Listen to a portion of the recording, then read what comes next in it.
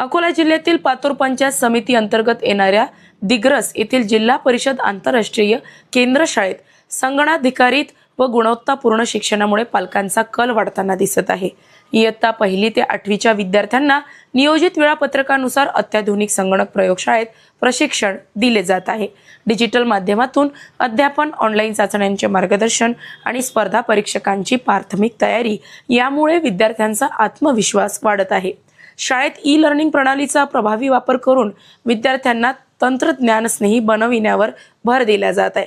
विशेष म्हणजे बँकिंग व्यवहार, राज्यातील मंत्रिमंडळ यांची माहिती तसेच पुढील शैक्षणिक वर्षापासून सर्व विद्यार्थ्यांना ऑनलाईन परीक्षांसाठी पूर्णपणे सक्षम करण्याचा शाळा प्रशासनाचा मानस आहे।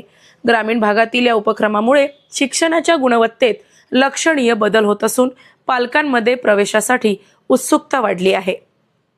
शिक्षणाच्या बाबतीत माझे नाव मीनाक्षी दीपक बर्डे, मी आता 7वीत शिकते। मला या शाळेत असा अनुभव आला की इथे सर्व स्पर्धेची तयारी करून घेतली जाते। आमच्या शाळेमध्ये सायन्स लॅब आहे, त्याच्यामध्ये आम्ही जात असतो। कॅम्प्युटर लॅब पण उपलब्ध झालेली आहे आम्हाला, त्याच्यात पण आम्ही जातो। आम्हाला तिथं शिकवले जाते, आमच्या अभ्यासक्रमातील धडे त्याच्यावर घेतले जातात।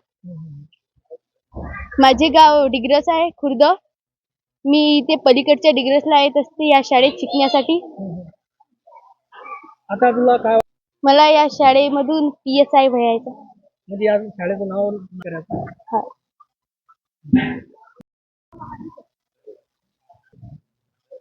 तर या शाळेमध्ये जवळपास 25 कम्प्युटरची लॅब आपण शासनाकडून मंजूर करून घेतली। त्यानंतर आपल्या शाळेमध्ये सायन्स लॅब सुद्धा शासनाकडून आपण घेतली आणि ही शाळा सतत धडपडणारी आहे। या शाळेमध्ये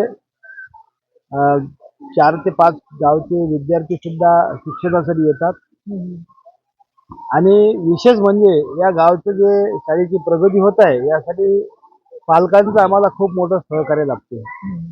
पालक वेळोवेळी शाळेला मदत करतात, सहकार्य करतात, त्यामुळे या ठिकाणी काम करणाऱ्या शिक्षकांना सुद्धा उत्साह येते आणि या शाळेची प्रगती सर्वांच्या समन्वयातून होते। या ठिकाणी येणारा जो शिक्षक आहे हा शिक्षक सुद्धा ज्याला खरोखर शिकवायची आवड आहे असे शिक्षक या शाळेवर रुजू होतात आणि या ठिकाणी आल्यानंतर तन्मन धनानं काम करतात आणि हे टीम वर्क आहे। हे टीम वर्क असल्यामुळे या ठिकाणी हे जे तुम्हाला वातावरण दिसते हे त्याचंच फलित आहे। हो, आमच्या शाळेमध्ये अशी एक गोष्ट आहे की आम्हाला जर एखादा हॉल मिळाला तर हे जे मुलं आमचे बाहेर बसून जेवण करतात तर हे मुलं एखाद्या डायनिंग हॉलमध्ये बसून जेवण करू शकतात। म्हणजे डायनिंग हॉलची आम्हाला आवश्यकता आहे।